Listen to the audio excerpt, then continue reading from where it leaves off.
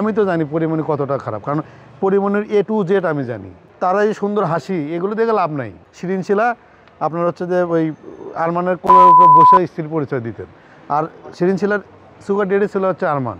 বাংলাদেশের মধ্যে সবচেয়ে বড় যদি চিটার থাকে সেটা হচ্ছে হিরো আলম। তো ও বিভিন্ন মেয়েদের সাথে যে হাত মানে কি বলে ফোন সেক্স যেটা বলে আমার কাছে কিন্তু আছে। আমি তো জানি পরিমণি কতটা খারাপ, কারণ পরিমণির A to Z আমি জানি। আমি তো যে পরিমাণ পোস্ট দিই, আমার তো সবচেয়ে আইসিটি মামলা আগে হওয়ার কথা, কারণ হচ্ছে ও আসলে খারাপ। তারা এই সুন্দর হাসি এগুলো দেখে লাভ নাই। আমরা কি দেখি জানেন? আমরা দেখি নায়কের কোমর থেকে নিচ পর্যন্ত। হাসি দেখে লাভ কি?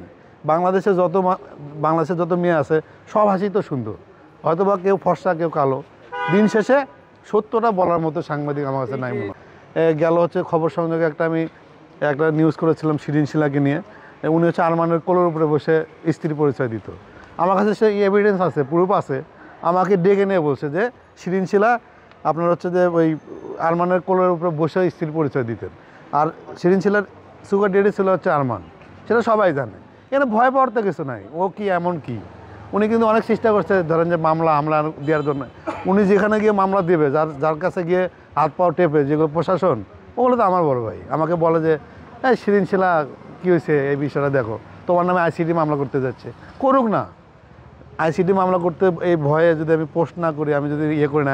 আমি গত সপ্তাহে একটা বলি, আমার কাছে 3টা ভিডিও আসছে যে বলছিল যে আইফোন কক্সবাজার যাওয়ার জন্য, কক্সবাজার গেলে নাকি iPhone 16 Pro পাওয়া যায়। এটা কিন্তু আসলে সত্য। আমি একটা মডেল দেখেছি, ঠিক আছে, কক্সবাজার।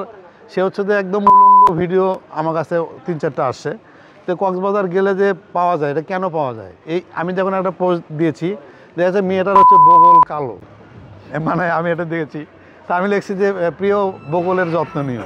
কক্সবাজার যারা যায় তারা আসলে কিন্তু iPhone যেগুলো 16 Pro বলছেন, সেগুলো কিন্তু পাওয়ার জন্য কিন্তু যায়। আমি কিন্তু ওই কক্সবাজার ভিডিও দেখেছি, একদম একটা মানে মিউজিক ভিডিওর মডেল, পুরো একদম উলঙ্গ।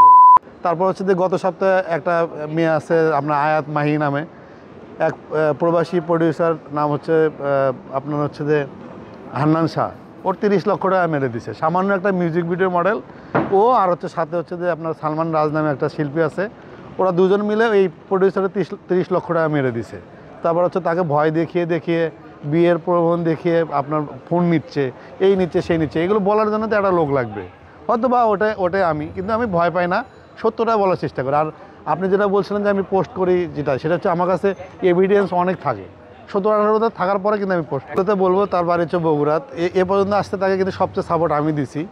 আর বেশ করে হচ্ছে ও আমার থেকে হচ্ছে যে ডিপজল ভাইয়ের সিনেমায় করার সময় আমার থেকে 50,000 টাকা ধার নিয়েছিল, সেই টাকাটা কিন্তু দেয়নি। আমার কাছে মনে হয় যে সে একটা বিপদে পড়ে আমার থেকে 50,000 টাকার মধ্যে ধার নিয়েছে, কিন্তু সেই টাকাটা এখনও দেয়নি। আমার কাছে মনে হয় যে বাংলাদেশের মধ্যে সবচেয়ে বড় যদি চিটার থাকে সেটা হচ্ছে হিরো আলম। কারণ হচ্ছে যে একজন মানুষ অসহায় হিসেবে হয়তো বা সে আমার থেকে টাকা নিয়েছে, কিন্তু ওই টাকাটা আমার মায়ের কিস্তির টাকা আমি দিয়েছি, বিপদে পড়ছে ওই জন্য দিয়েছি। বাংলাদেশের আমার কাছে মনে হয় যে সবচেয়ে যদি খামকির পোলা থাকে সেটা হচ্ছে হিরো আলম। কারণ হচ্ছে ও একটা মাদারচোদ, হচ্ছে একটা চিটার। ও বাংলাদেশের বাইরে থেকে যত প্রবাসী আছে ওদের থেকে হয় কি বিভিন্ন মেয়ে, তারপর হচ্ছে বিভিন্ন দেখিয়ে প্রলোভন দেখিয়ে ও মূলত ছেলেগুলো টাকা করে।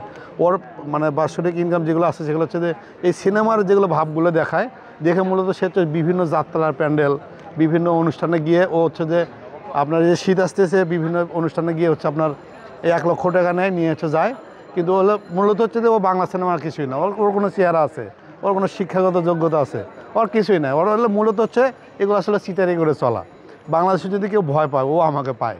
কারণ হচ্ছে ও বিভিন্ন মেয়েদের সাথে যে হাত মানে কি বলে ফোন সেক্স যেটা বলে আমার কাছে কিন্তু আছে।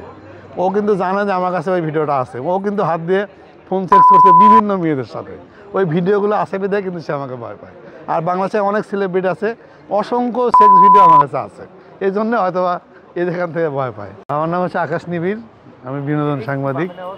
কম বেশি সবাই চেনে কাকা হিসেবে। আমার কাছে মনে হয় যে বাংলাদেশের সব মানে শেষ সাংবাদিক হচ্ছে আমি।